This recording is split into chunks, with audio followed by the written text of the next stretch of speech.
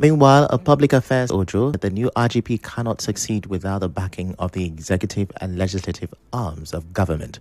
Mr. Ojo told correspondent Ifechukwu that the lawmakers must appropriate funds, while the executive must also release the funds if they want the new RGP to succeed. What is expected of it in terms of security of our country. We know that we are facing this existential threat, and it is now coming at a time that all eyes will be on him to at least provide substantial security. I hope there's the full support of the National Assembly as well as the presidency, because a tree does not make a forest. If it's funding and it doesn't get the funding, he cannot use his own personal fund to run the police.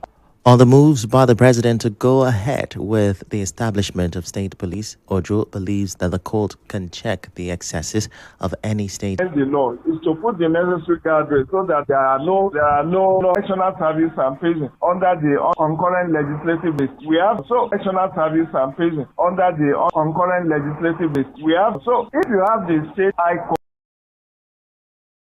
State Correctional Center, the missing link in that justice sector is the police, and the earlier we have it, the better. But like I said, with proper guardrails, there should be proper demarcation, state offenses, federal offenses. So you prosecute accordingly. In other news, a Port Harcourt-based human rights lawyer, Chetamwala, ascribing to the assault of a former aide by the chairman of Ahoda West local government area, Eugene Ebele.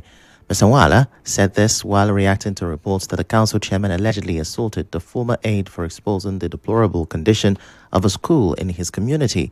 The legal practitioner said public office holders should be open to criticism, adding that the incident highlights concerns about the vulnerability of women in Ahoda. Offices they hold in trust for the people, and that the people are not their servants, rather they serve the people. Also, Chairman he posted a video raising concerns about the poor state of the community secondary school in Ojoko.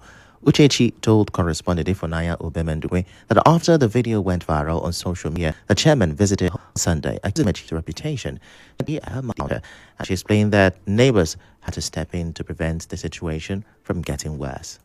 On Thursday, I visited my community secondary school in Ojo. When I got there, I saw how bad the school is. So I made a video calling for help. I tagged Very Dark Man, asking him to come renovate the school. Yesterday, I was in my house with my mother. Then the chairman came, himself, his younger brother, one the cheater, and the security man with the driver. Next thing, when my mommy tried to greet the chairman, he said that your daughter wants to damage his image online. Then he asked his junior brother that he should teach me a lesson. One, they pushed down my gate, pushed my mother. My mommy even had injury on her leg, started beating me, and then the chairman told him that he should kill me. My mommy raised alarm, and my neighbors came around. Uchechi adds that she did not approach the chairman about the school because he had previously told others that it falls under the state government's responsibility. She also dismissed claims that the chairman's visit was meant to resolve an issue with her. The next thing I heard from the chairman was that even if I should die, that nothing will happen to him. So that he never came to my house to come and resolve anything. That's a whole lie. And I also have a screenshot where one of the media aides sent to me that the chairman instructed them that anybody that did not put up that post online, that he's going to sack all the media aides, that they should say that I fell down while they were having a conversation with me. The reason why I did not go straight to the chairman, when I got to the school, the principal said that they've approached the chairman, and several times he said he's a federal project. So I did not even bother tagging him again. I went on tagging Very Dark Man.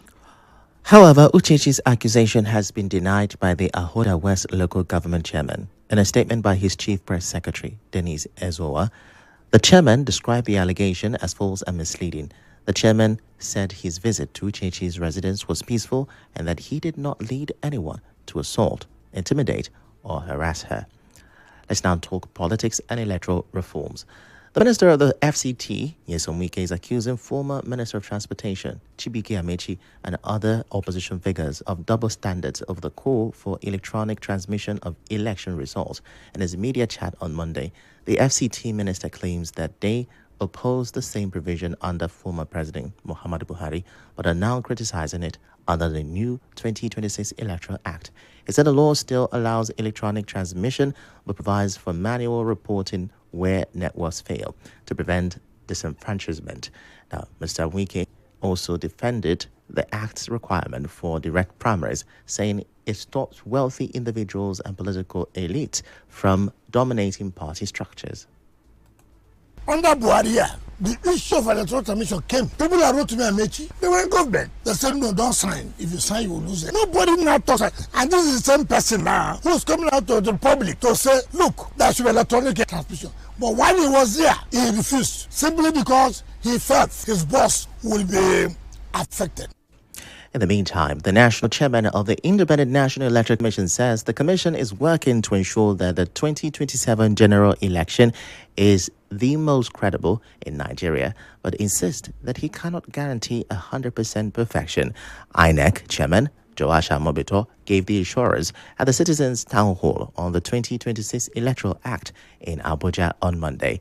He also announced plans to conduct a mock presidential election to test seamless transmission of results across state lines ahead of the general election. Mobito insists that the glitch that affected result transmission in 2023 has been eliminated and will not reoccur. Under Buhari, that what Nigerians desire is a perfect election. And INEC will strive as much as possible to give this country the best election. However, we may not be able to achieve 100% perfect election for now. But as far as electronic transmission of results is concerned, we have the capacity to transmit the results. The only concern was real time. When you say it is real time, as soon as it is done, it must be received. Adamawa State Governor Omar Fintiri says his defection from the PDP to the APC has not affected his relationship with former Vice President Atiku Abubakar. Speaking during an interview on TV, Governor Fintiri said their relationship is still intact. He insists that nothing has gone wrong, but that they have all now chosen their political ways. In the meantime, Adamu Abubakar, son of former Vice President Atiku Abubakar, has resigned from his position as Commissioner for Works and Energy Development in Adamawa State. In his resignation letter late Monday, Adamu said his decision followed deep personal reflection and careful consideration. He expressed appreciation to Governor Fintiri for the opportunity to serve in his cabinet. Adamu was among only 3 commissioners who declined to defect along with the governor from the PDP to the APC. And now the family of former Kaduna State Governor Nasir El-Rufai has accused the Independent Corrupt Practices and Other Related Offences Commission of mounting what it called a malicious smear campaign in relation to a probe involving alleged surveillance equipment. In a statement issued by his son, Mohammed Bello El-Rufai, who is a member of the House of Representatives, the family rejected claims that the former governor refused to cooperate with investigators. They all dismissed suggestions that specialized phone tapping or espionage devices were found at a property linked to El-Rufai, saying only old discarded personal mobile phones, flash drives, and laptops were taken. The family further questioned the legality of the search operation, alleging that the warrant used to authorize the raid was improperly secured and lacked jurisdiction. Let's go on a quick break now. When we return, winner emerges in Nigeria Info's I Beg to Differ debate. Don't go anywhere.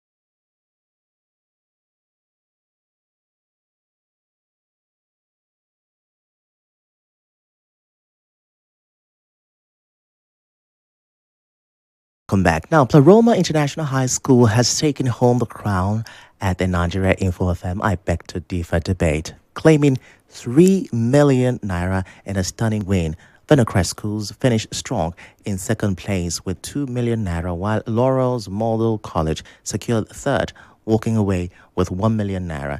In the third place, Mantra Laurel's Model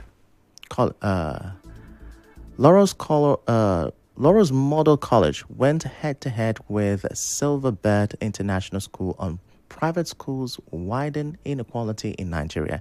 It was close, but Laurel's Models edged ahead with 96 points to Silverbird's 95.5 points.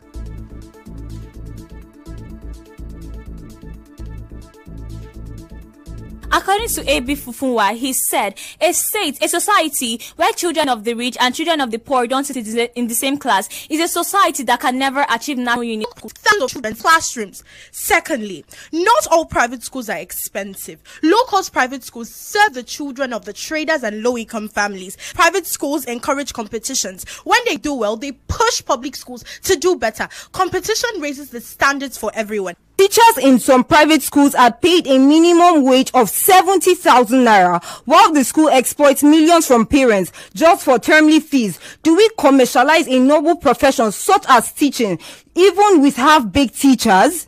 The final had Pleroma International High School sparring with Venocrest schools on Nigeria needs younger leaders. With sharp arguments and confident delivery, Pleroma scored 90 points, while Venocrest scored 82 points, sealing a memorable victory for the school.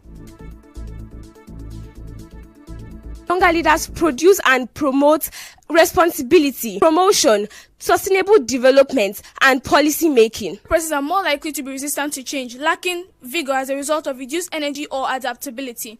While experience is valuable, innovation and adaptability are far more important. Leadership is about capacity, not age. The World Economic Forum reports that countries with the highest governance scores have leaders whose average age is above 55. Why? Because leadership is about judgment, not just vigor. The real question is, you mentioned that they're tech savvy. Having an understanding of device doesn't make one eligible to negotiate oil contract. Governance requires economic enterprise policies, constitutional understanding, and lots more, derived through study and practice over time, not digital fluency.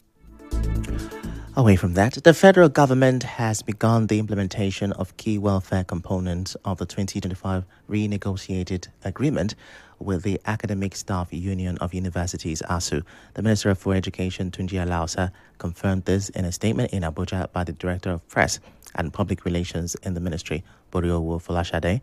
Now, the minister said the federal government had fulfilled its obligation to implement the 40% increase in the consolidated academic allowance for ASU members with effect from January 1st this year, in line with the agreement reached with the union. He also urged vice chancellors to make judicious use of available resources to ensure the successful rollout of the allowance.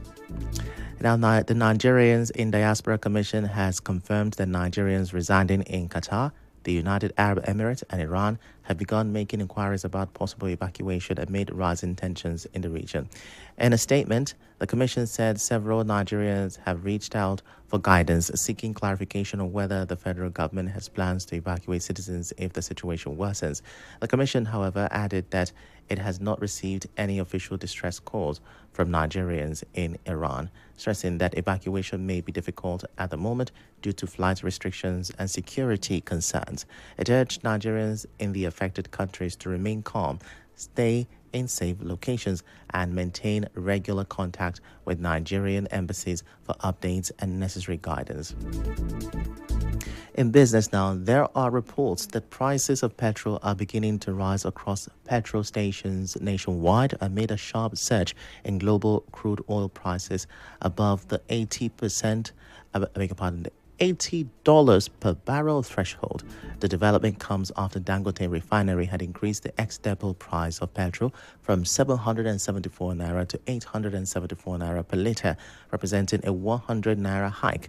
Speaking on Channels Television, an economist, Paul Alaji, warned that petrol prices in Nigeria could climb to about 1,000 naira per litre if the ongoing conflict involving the United States, Israel, and Iran is not effectively managed. In entertainment, rapper Sean Combs, popularly known as Diddy, is expected to leave prison earlier than previously scheduled as he continues effort to appeal his 4-year sentence. Diddy, who is serving time on prostitution-related charges, is now set to be released about 6 weeks earlier than his former release date of June 4th, 2028. The judgment to his release date followed his acceptance into a drug abuse rehabilitation program in November. And now in sports, Floyd Mayweather will fight veteran Greek kickboxer Mike Zambidis in an exhibition bout in June before his rematch with Manny Pacquiao. 47-year-old Pacquiao and 49-year-old Mayweather will fight at Sphere in Las Vegas on Saturday, 19 September, live on Netflix in a rematch of their 2015 fight of the century, the richest bout in boxing history. And now, we'll bring you news from around the world. US President Donald Trump has criticized UK Prime Minister Keir Starmer for his role in the US attack on Iran. Speaking to The Sun, Trump says that the Prime Minister has not been helpful. In a telephone interview, Trump said it is very sad to see that the relationship between the US and the UK is not what it was. On Monday, Starmer told the Commons the government does not believe in regime change for the skies. UK initially did not allow the US to use British bases to attack Iran, but then opened its bases for defensive strikes on Iranian sites. In the meantime, the Israeli military has launched new strikes on Tehran and Beirut, attacking what it calls military targets. Israel also said ground troops will advance and seize additional strategic areas in Lebanon to prevent fire on Israeli border communities. The U.S. Embassy in Riyadh, Saudi Arabia, has been hit by 2 drones, seemingly from Iran. The attack caused a limited...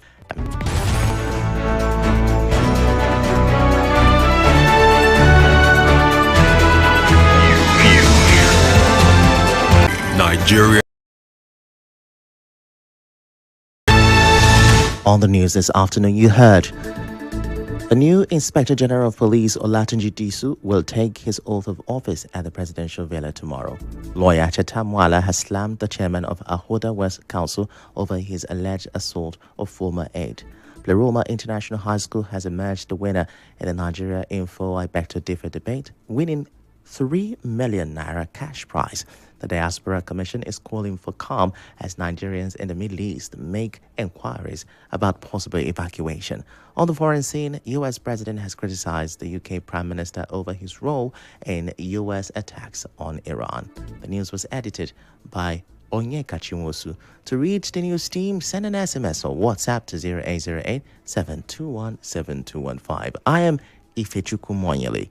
Many thanks for listening.